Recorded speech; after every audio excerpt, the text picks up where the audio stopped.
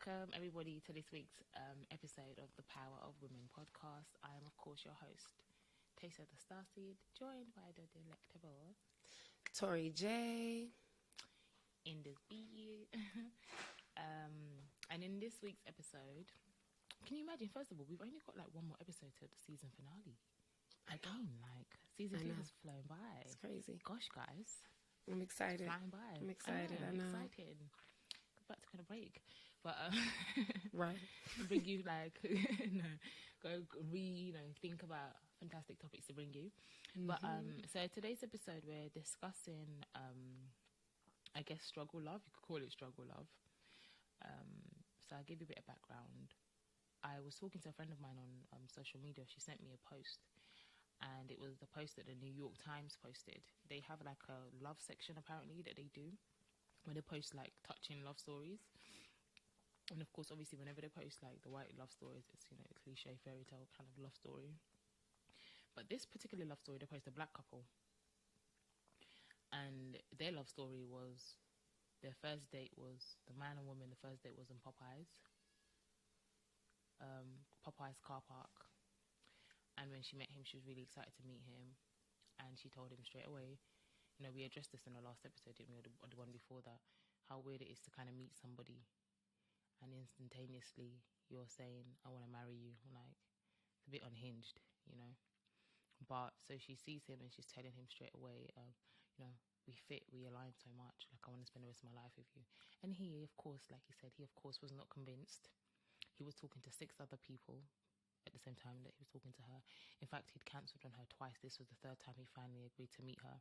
When he agreed to meet her, he decided to take her to Popeyes car park. And then he said, I think his caption when he posted her was something like, it's great to have a woman that I don't have to take on expensive dates or expensive restaurants, just alignment.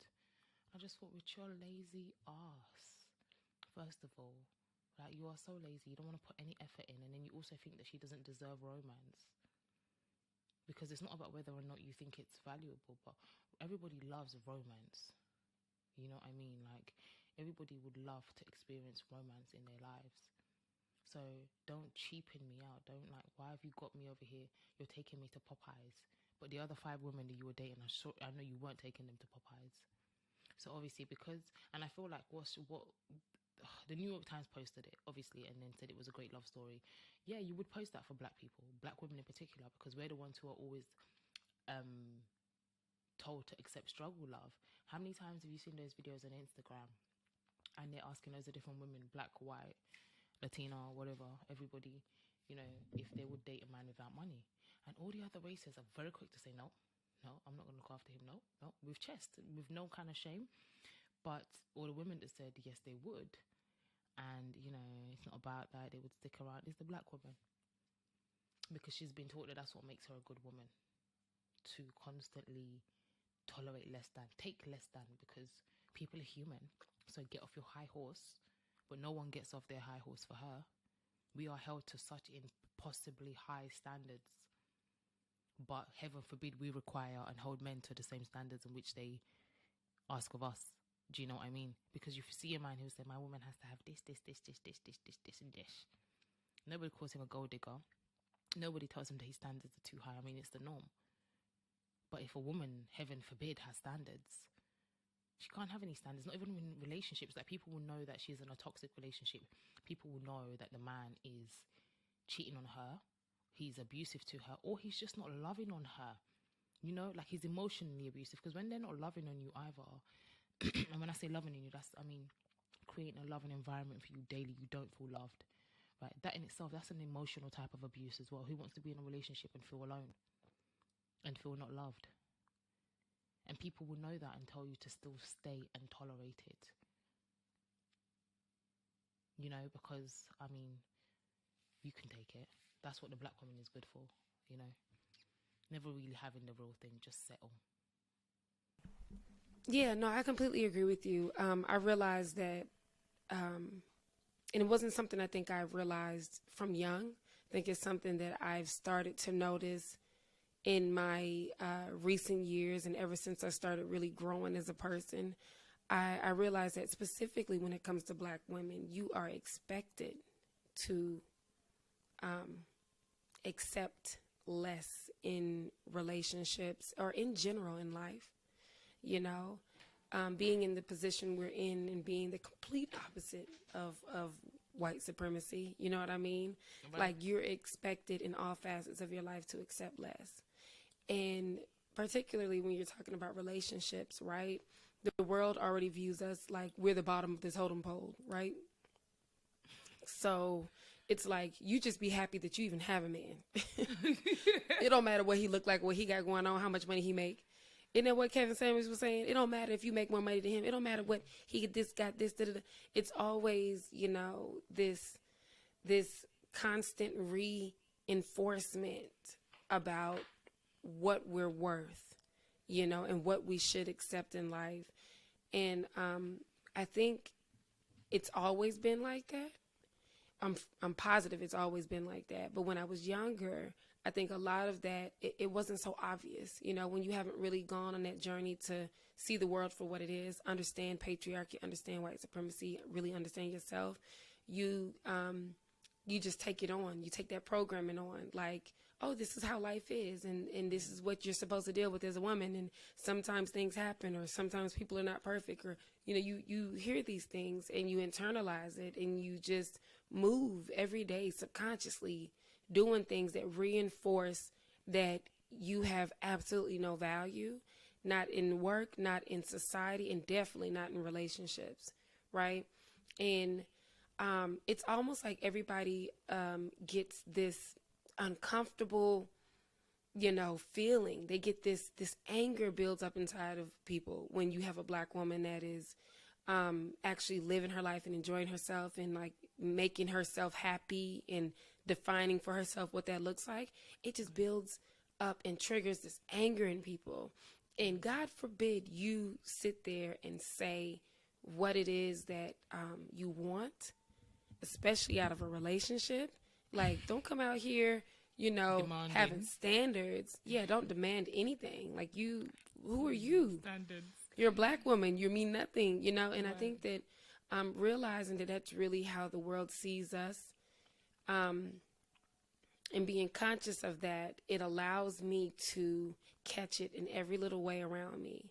You know, when I see posts like that, it just reminds me that, you know, unless we learn to value ourselves, the world and nobody else will, right? Mm-hmm. Because they already tell us that we have no value as Black women. Right. And everything else you add to that lessens your value. If you've had a sex partner and you're a Black woman, you have no value. If you've had a child and you know, are a Black woman, your value is even lower. And, you know, these things have to really... If you have a job, a high-paying job, your value is low. That definitely lowers your value. If you have a low-paying job, money. Your value is low. Yeah, that definitely lowers your value too. So you're damned if you do, damned if you don't. Have a job, but don't make no money, for real. At least don't make more than a man. But it's like, you know, you're damned if you do and you're damned if you don't. And if you don't really learn to live life on your own terms, the world can trick you into believing that you do not deserve better. Right. And it's a beautiful thing to be able to really, like, look at the world and hear certain conversations and see certain things and recognize it for what it is. It's a blessing to not have that cloak, you know, over my eyes anymore, and be able to decipher things like that. Because when you're not at a certain place spiritually, people have certain conversations and you go, oh, but that's love. It didn't matter what he did for her, these right. things like that. You know, she stuck right. by him, and then he married her. She stuck by him. And then a lot of times you hear women are miserable in their marriages. Very you know, women are filing for a divorce at a higher rate than men are. Women are running away. So if so many women want to be married, then why are we, you know, the majority of the, like, ones that initiate divorce? Yeah, like, think about that. That speaks volumes, you know. And I think if you're somebody who wants to be married, I think that's beautiful. But I think you need to know what you want and really know who you are. That way you can define for yourself and with your partner what that union is going to look like and make it a healthy one. You don't have to want something so bad that you're struggling with it, like that you're miserable with it. You got this thing you wanted, but now you're miserable. Right. Like, I'd be damned if I call myself wanting to be married and I wasn't gonna make that marriage the absolute best experience that I could on my end. You know what I mean? And being realistic with myself. Like, I feel like at this point in my life, I wouldn't make any kind of decision, even career wise. Like, every decision you make is going to play a role in outcome and how the quality of your life is, you know. So Black women, the world has told us that we deserve nothing, you know, and we should just take what we get and you know, fall in line. And I couldn't disagree with that more. You know, I feel like we are phenomenal. We are the first. You know, we are the thing. We are that thing. That's what we do. We've given the world, you know, its uniqueness. Everything in this world is as a result of us. You know, we have literally birthed the world, you know, therefore birthing everything within that world. You know what I mean? So I feel like we have to honor ourselves and love on ourselves and choose ourselves and say, hey, if I want love with a partner, then it needs to be the best experience possible. You know what I'm saying? Yeah. So we deserve it. Ladies, you deserve it. Absolutely, man. And to even touch on a point you mentioned earlier, you know, you said about women filing for divorce at a higher rate, right? I saw a meme on Instagram, my Instagram memes. And it was actually an article, newspaper article, and it was talked about. It said basically that relationships, heterosexual relationships, have dropped as women have increased their standards. That was the exact words. And it says that now heterosexual men are at risk of being single, lonely, and dying alone. And the man was like, oh, so it looks like it's you guys who are going to die single. And it's always been them. Like I said, they're master projectors. Girl, I saw that. Yeah. I saw that post. And in fact, I said because of the increased standards. Yes, I saw that. I thought it was phenomenal. I was going to mention it. Yeah. That's phenomenal. We have to post it, ladies. If you haven't seen it, we definitely have to post it. Page, yeah. And it was crazy. Like, you know, women are now saying, well, actually, I deserve love and compassion. I'm not here to be your slave, you know, or your little one-trick pony, or to be your therapist for you to just pour all your burdens on and give me nothing back from. Like, there is so much more to me. My life is not for you, and you have to be giving me something back if you're demanding that much. Of the worst part is they demand all of this and give you nothing. So women have had enough. So of course they're the ones who always say, you're going to die single and alone. You guys are so repulsive in the way you've traumatized women that of course we want to be alone. In fact, we are going back to how we are supposed to be. That's not a threat. That is the, oh wow, sweet life. That's not a threat to me. No, seriously. Because especially now that I love my space and I love my time, I love being on my own. Maybe before, when I didn't know who I was and I didn't like being alone and being with myself, now I love it. Why on earth would it be an insult for you to tell me I'm going to end up alone than to be with you? And normally when they say that to you, they're telling you, they say, I've never heard it used in a situation that makes sense. It's always made by an abusive person who wants you to tolerate their abuse. So they're like, how dare you not take it? Well, you're going to be alone because all men are like me. We're all abusive. That's what they... We all the same. God, and they say it all the time. Crazy. Well, yeah, so why would I not want to be alone? But they're the ones who are so scared of being alone. They need to be around us. And that's why that's why they've done their whole to a death do us part through words of thickness. And the funny thing is when I think back to the vow show, and obviously now I love it that, you know, couples nowadays when they get married, they're like doing their own vows and doing vows. If you want to do vows, you know, vows that make sense.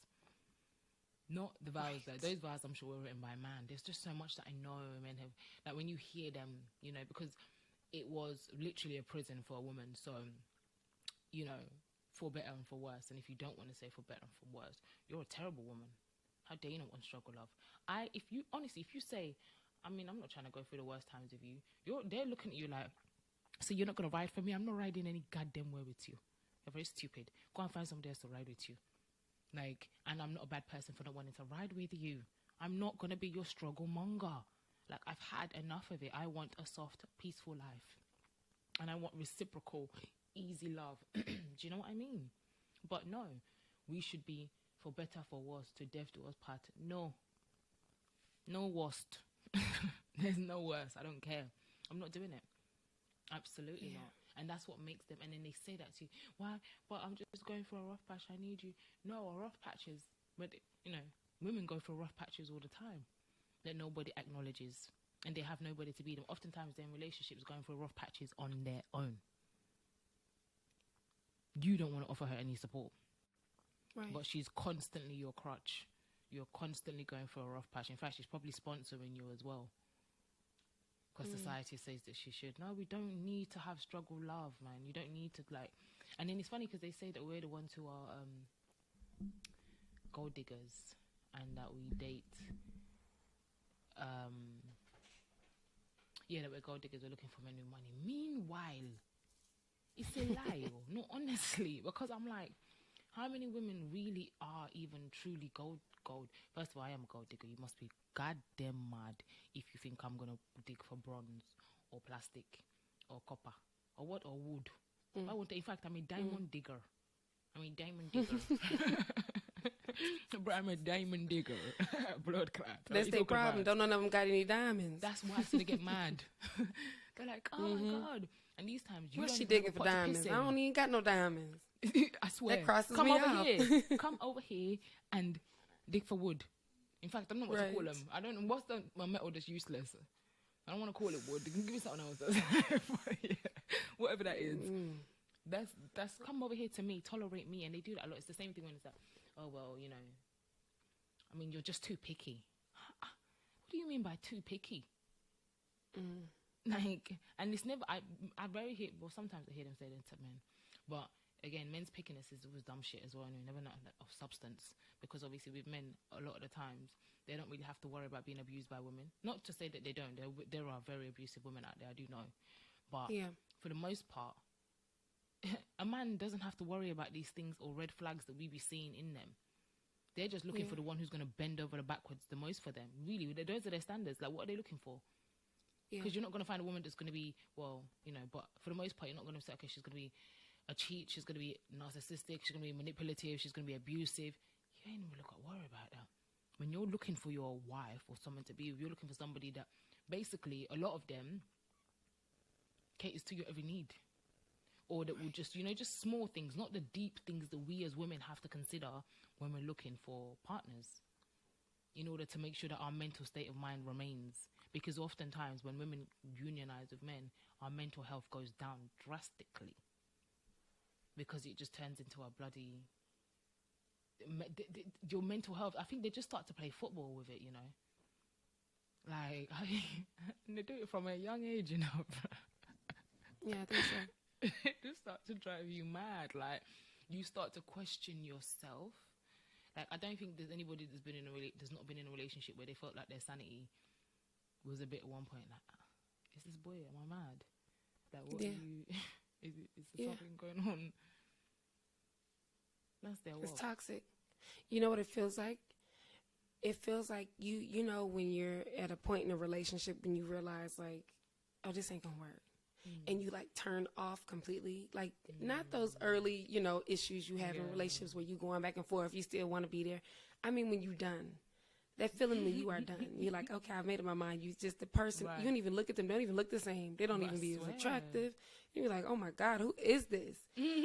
That feels like the state of the collective consciousness of most black women. Not all of us, because I know a lot of us are still under that traumatic spell. However, so many of us are waking up per that post.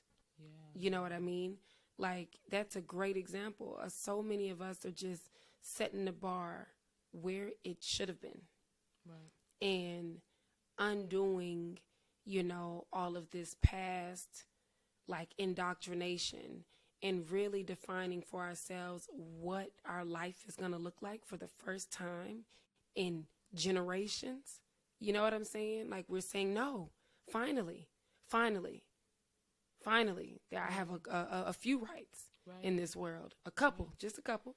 Yeah. And with those couple, we are making strides in terms of our growth. Yeah, we are living our best lives. We are traveling. We are defining what those relationships look like. We are deciding that, hey, I'd rather not be in one because I realize I am happy. I'm actually happy. And it feels good. It feels good to be happy. It feels good to be loved. It feels good to treat myself. It feels good to have all of the things that you're taught that you can only get from being in a relationship with a man, or things that you shouldn't be spending your time doing. Right. And for so long, generationally, Black women have had their necks under the feet of all of society. You know what I mean? And when I think about like our grandmas and our great-great-grandmas, like, I can imagine how much worse it would have been for them in terms of, you know, being able to follow your dreams. You don't even know what your dreams are, what they would have been, because the reality was there weren't a lot of things that you had the option to do. Yeah. What could you do? Where was you about to go travel? You weren't going to go vacation on no beach, not back then anyway. Yeah. You know, you weren't really like enjoying this thing we have called life. So it's such a generational curse that I'm excited to watch break. I'm so excited to watch this one just tear down. You know, we still have a long ways to go collectively, but I love to watch Black women. It feels like a breakup, and that breakup when it's the last straw. That breakup when you are done and you're happy and you realize when you found self-love. And I know that I'm on that journey. I know that you're on that journey, but it just feels like so many of us are on the journey at the same time. Girls, it feels good. It feels good. And I can recognize the energy as well. Like, I've been seeing on social media, even people that I know or whatever, even people that I don't know, like, or that I know casually, I can see from their posts that they are awakening, if that makes sense. And it's not even like, I don't even mean like awakening to like, oh, woke. I mean, awakening to their self and how great they are and their own self-love. I see them embracing themselves, you know. I see them not as like, strict on themselves as they were by, you know, like unnecessary worldly things that just don't matter, you know, like the way you dress, for example. Oh my God, you know, I need to be like modest. They're like, fuck it, I'm a beautiful sexy woman. I'm gonna embrace myself. I'm gonna love myself. I'm gonna treat myself to a spa day. I'm gonna be soft with myself. I see so many women and I'm like, because like you said, that's the key.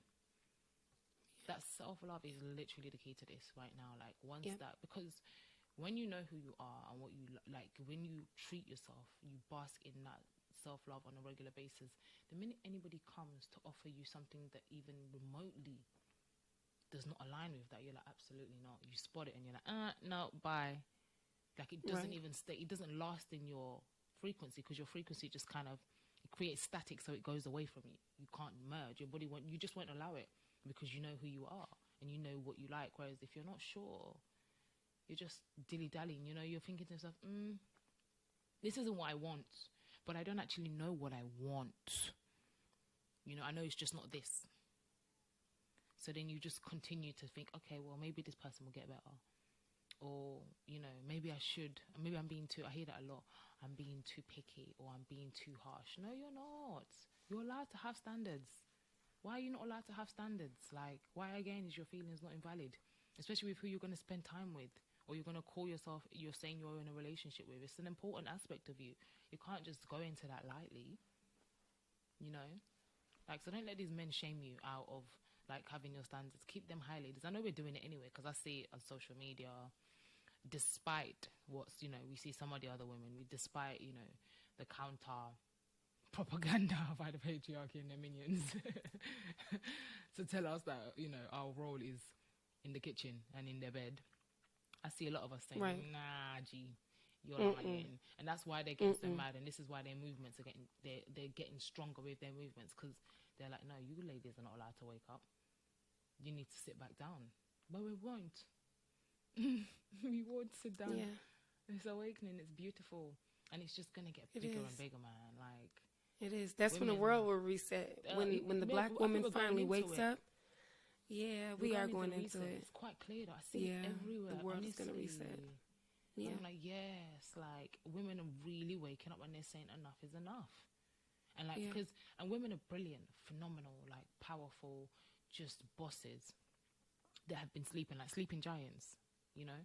So now they're starting to wake up. Please, this world is about to get phenomenal, even more phenomenal again. When you rip it away from the hands of the patriarchy and they're destructive, they're so destructive. Like, the world is about to become phenomenal. Like, this is our season, ladies. And it starts with you. It starts with you. Yes, it does. Create your own haven, Yes, man. does. Don't settle. Yeah. Don't mind them. If they're telling you, oh, yes, you know, you have to pick it. Just try. You know, he'll get better. If your spirit is telling you no, go with your spirit. And in fact, if your spirit is not telling you, tell your spirit, see, spirit, I attract abundance and luxury. My being deserves abundance and luxury. Because you do. Oftentimes you say, I don't care about those things. Yeah, because you've been groomed and indoctrinated to not give a damn. You've been shamed to feeling like if you want those things, you're too much and you're not a valuable woman. Because a valuable woman is a woman who doesn't ask for anything. They say that all the time. If a woman doesn't ask for anything, give her the world. Shut up.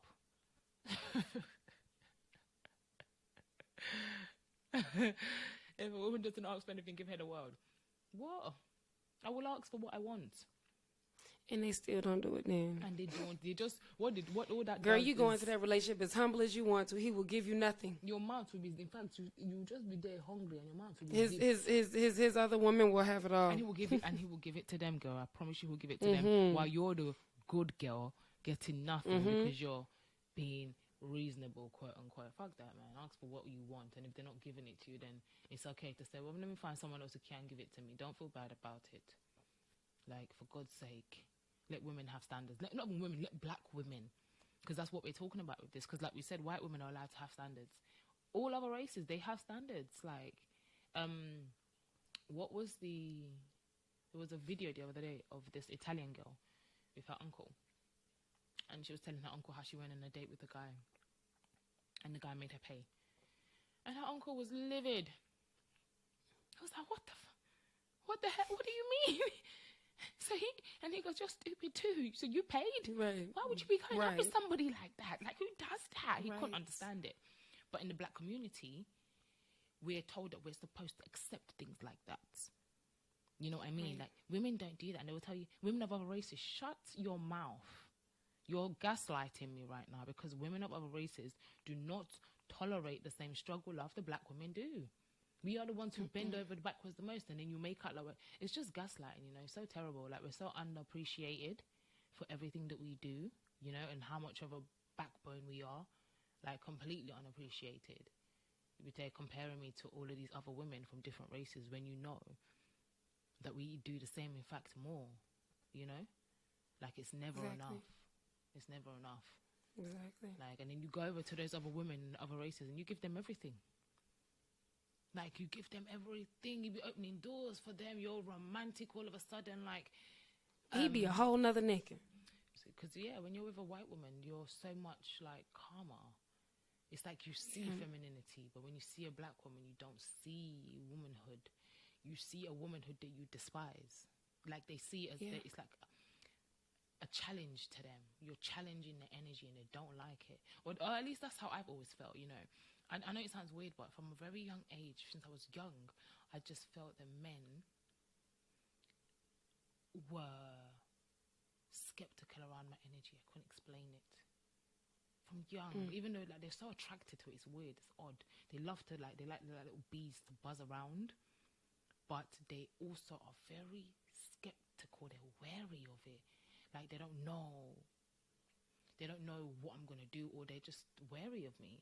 I don't want to call it a fear, but I've always felt it.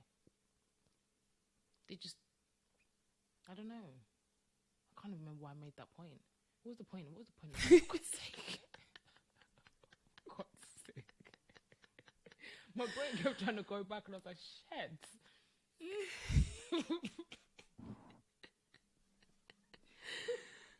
It happens. Fuckers. Well, yeah. Scary ass bitches. I just want to come there.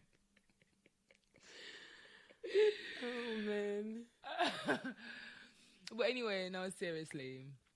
I mean, you deserve love, you know, and it's nothing wrong. You can have simple love, yeah. And when we even talk about struggle love, yeah, it's not even just materialism. It's not even necessarily, you know, like physical gifts and like the luxuries that they can provide you. Luxuries come in other forms. I think the most important luxury as well, really, is the mind and the environment, like that you're kind of in. That kind of brings about all kinds of other luxury, but. I mean, your mental state, you know, like, is he offering you struggle love in that as well? I think that's probably the most important. Like, definitely the because most important. We don't talk about it. It's abuse that's often overlooked. The emotional abuse aspect of it, you know, when they rob you of affection and they rob you of that companion. You don't have a companion. I mean, maybe they're constantly putting you down, or they're making you feel like you're not good enough. Do you know what I'm saying? Or you just feel uneasy around them all the time, like you're having to prove yourself. All of that is emotional abuse, you know what I'm saying? But somebody that makes you feel safe, makes you feel safe to be yourself, that is luxury. Do you know what I mean? That's the type of luxury. That's you not tolerating struggle love. You know, and a lot of women do that as well. A lot of women tolerate emotional abuse. And like, as if to say emotional abuse is not as bad as cheating. Which it is. They feel like that. They feel like, you know, we're taught that the worst thing a man can do is cheat on you, right? There's nothing worse than that. Even down to domestic violence, him beating you up, they're like, but if he cheats on you, although they still tell you stay with him, but most women care about cheating. Oh my God, he cheated on me. But you don't hear them talk about when he's insultive to them, when he's saying, you bitch, you're stupid, or when he turns her into his personal slave or his personal cook. I very hear women speak about those issues because it's like, they don't fuck with it, but like, it's part and parcel. At least he's not cheating on me. That's struggle love. You know what I mean? You're staying with somebody that is not giving you what you need emotionally. You deserve so much more than that.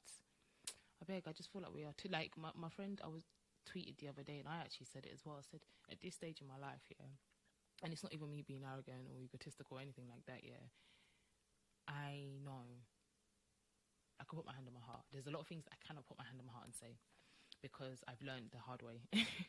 Anything I want to put my hand on my heart and say, I get proven wrong. The universe is like, what did you say last week? Oh, are you in a situation now? Oh, are you going to? Okay. But I would never cry over another man. I will never cry over another man. It is an impossibility for me to get to that stage or to allow myself to be that dependent or attached to him, that if he tells me no, or if he does something that is, you know, because a lot of the times part of my tears, apart from the cheating and stuff, was, you know, feeling misunderstood. Oh, fucking hell. Feeling so misunderstood within the relationship and feeling like, and then being gaslit, but not know you're being gaslit. So you're just constantly trying to explain yourself and be like, but you don't see it, I love you. Like, are you not getting it? And they're just, you know, and then so you just become overwhelmed with emotion and you just start to cry, right? And you're just like, oh my God, I'll be damned. There is not a person's son on this earth that could ever take me back to that state. Like, if you want to go, you can go, brother. In fact, I probably would have gone first. You know, and if we're not compatible, we're not compatible. It is not the end of the world. It's absolutely not tears end of the world for me.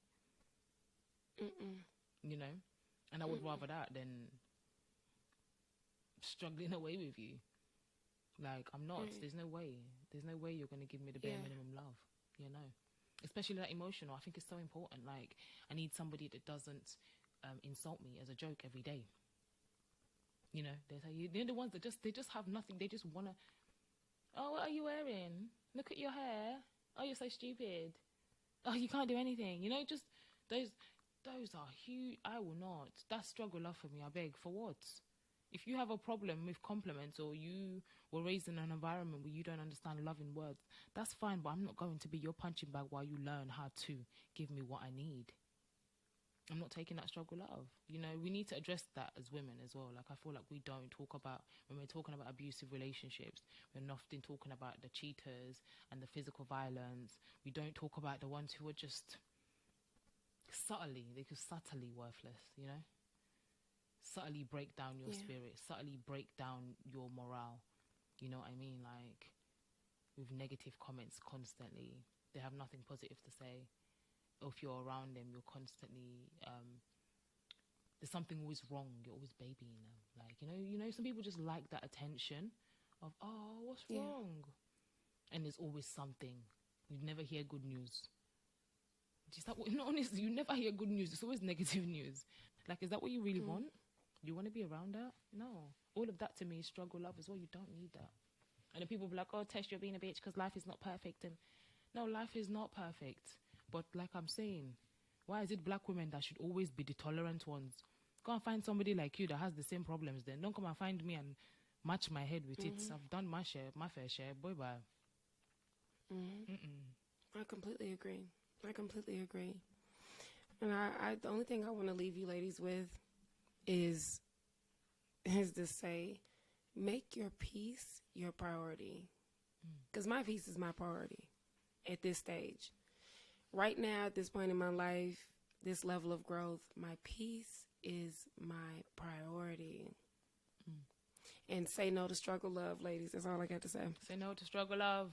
Peace out, A-Town. Yeah, guys. Follow us on all our platforms at the Pow Podcast and hashtag say no to struggle love. I know that's right. Say no. And yeah. We'll catch you all next week. Ladies, next week is our season finale. So make sure you tune in. We're going to do something a little different.